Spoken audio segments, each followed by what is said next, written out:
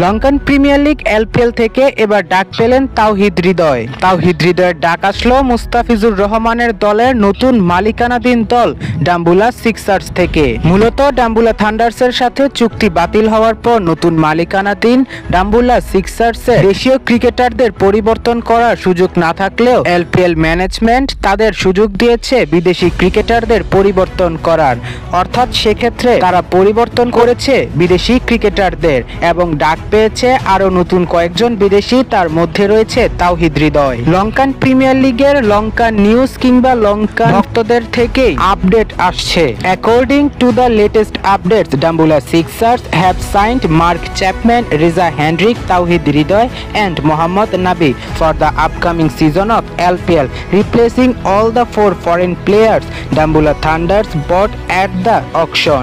However, two direct signed foreign players Mustafizur Rahman and Ibrahim Zadran will remaining in the squad. অর্থাৎ তারা মুস্তাফিজুর রহমান ও ইব্রাহিম জাদরানকে ধরে রেখেছে। এছাড়াও তারা হযরতুল্লাহ জাজায়, হায়দার আলী, ইফতিকার আহমেদ, কারিম জান্নাতদের পরিবর্তে mark Chapman, Reeza Hendricks, Towhid হৃদয় ও মোহাম্মদ নাবিকে কিনেছে। অর্থাৎ আগামী এলপিএল এ ডাম্বুলা সিক্সার্সের হয়ে খেলবেন তাওহিদ হৃদয় ও মুস্তাফিজুর রহমান। সেক্ষেত্রে ফিজের কথা ট্রান্সলেট করে দেওয়ার মতো একজন মানুষও হয়ে গেল।